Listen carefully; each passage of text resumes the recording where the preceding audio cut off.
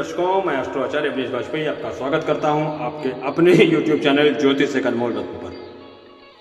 आज मैं बहुत गंभीर विषय को लेकर आया हूं। इसे कहते हैं पितृदोष। इसके बारे में बहुत सारी अवधारणाएं भी सम्मिलित हैं। बहुत सारी अवधारणाएं इस विषय को लेकर के बनी हुई हैं कि पितृदोष क्या है, क्योंकि मैंने मैक्सिमम पंडित जी से बात भी करी है।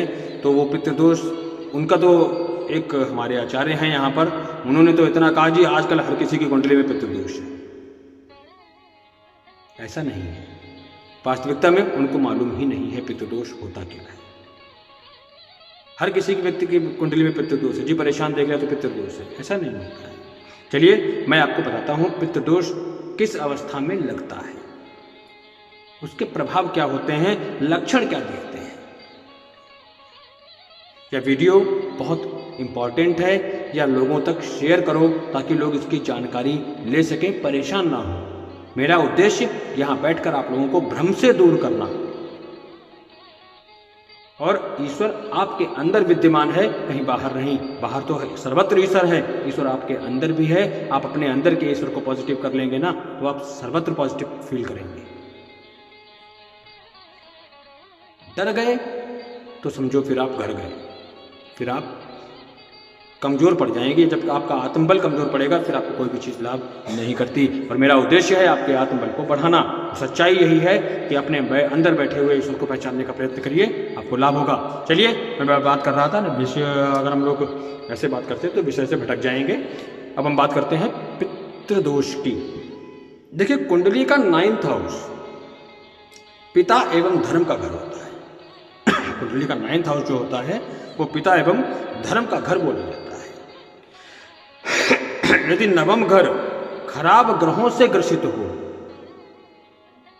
या नवमेश खराब ग्रहों से ग्रसित हो, तो यह समझना चाहिए कि पूर्वजों की कुछ इच्छाएं अधूरी रह गई थीं जो पूरी नहीं हुई, जिसके कारण हमको कुछ कोप झेलने पड़ते हैं।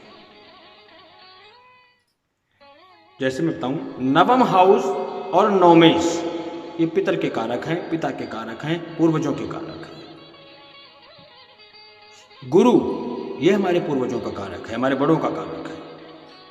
सूर्य ये पितर का कारक है।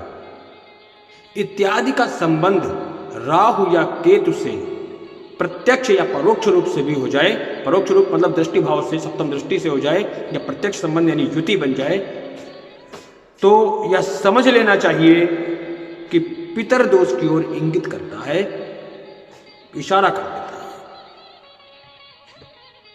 चंद्र राशि से नवम भाव का स्वामी या चंद्र राशि से नवम भाव का स्वामी यदि राहु या केतु से ग्रसित हो तो भी पितृदोष समझना चाहिए। जैसे आपने एक चीज सुनी होगी कि गुरु और शुक्र को ब्राह्मण वर्ण का ग्रह बोला गया है, सूर्य मंगल को क्षत्रिय वर्ण का ग्रह बोला गया है, चंद्रमा शुक्र को स्त्री वर्ग का बोला गया है, शनि को शूद्र वर्ग का ग्रह बोला गया है। उसी तरीके से राहु को चांडाल वर्ग का और केतु को वर्ण संकर वर्ग का बोला गया है। ऐसा पाराशर होरा शास्त्र में भी लिखित है।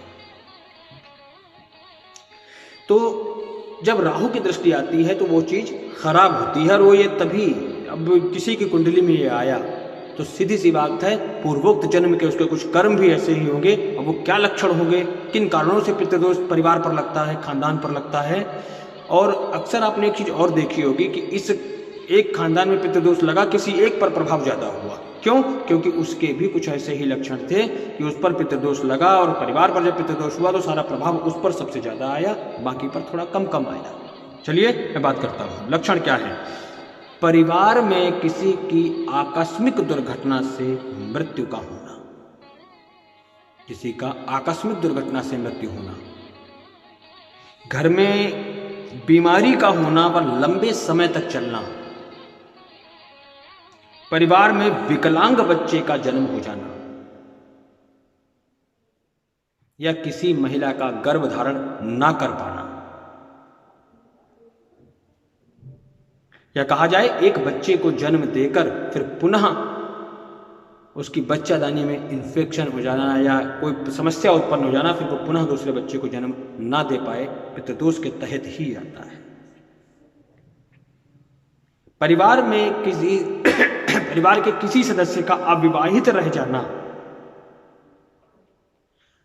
बुरी आदतों का लगना, अच्छे गुण देर में आए, बुरी आदतें बहुत जल्दी अटैक कर ले, परिवार में कलह का माहौल बना रहना, परिवार के बड़ों में यानी मुखिया में न्याय करने की क्षमता का लोप होना, न्याय करने की क्षमता समाप्त होना, घर में प्रपंच, छल, कपट, द्वेष, भेद भाव इत्यादि का उत्पन्न हो जाना या बहुत भारी मात्रा में इन चीजों का होना, परिवार का निरंतर नीचे की ओर गिरते रहना, आर्थिक एवं स्वास्थ्य एवं सम्मान की दृष्टि से आप समझें कि घर में पितृदोष व्याप्त है। अब इसके उपाय बहुत अलग अलग तरीके से हैं। श्राद्ध पक्ष में विधिवत तर्पण और पिंडदान करना चाहिए, ब्राह्मणों को भोजन कराना चाहिए। किसी की मृत्यु तिथि यदि ना मालूम हो तो अमावस्या की तिथि पर उसके नाम से तर्पण इत्यादि करें, गायत्री मंत्र के जप करें। पीपल की जड़ पर जल, फूल, दूध, तिल चढ़ाकर पूर्वजों को याद करें, उनसे क्षमा याचना करें, उनसे शांत रहने की प्रार्थना करें। गाय को गुड़ खिलाएं। नारायण बलि पूजा व पितृ गायत्री का अनुष्ठान इत्यादि भी करवाएं। श्राद्ध पक्ष में भागवत पाठ कराना या करवाना, भागवत पाठ करना या करवाना लाभप्रद रहता है। वैसे तो मैं कहता हूं कि भागवत का पाठ अगर स्वयं एक एक पाठ भी पढ़ते चले जाओ या 5-5, 6-6 श्लोक, 10-10 अध्याय, 5-5 अध्याय आप खुद पढ़ लें, बहुत अच्छा है।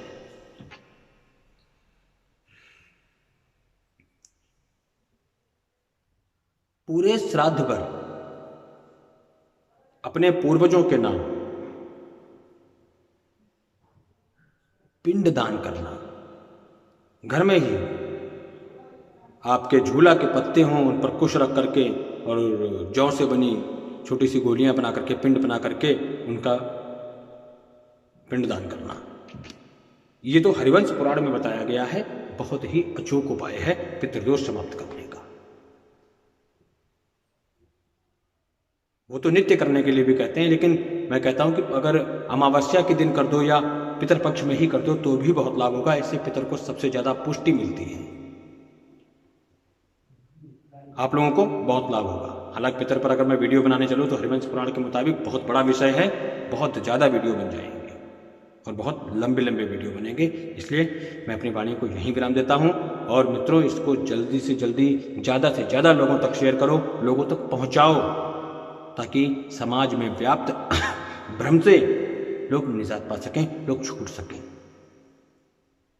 चलिए, इन्हीं शब्दों के साथ मैं अपनी वाणी को विराम देता हूँ। हर हर महादेव, जय शिव शिव।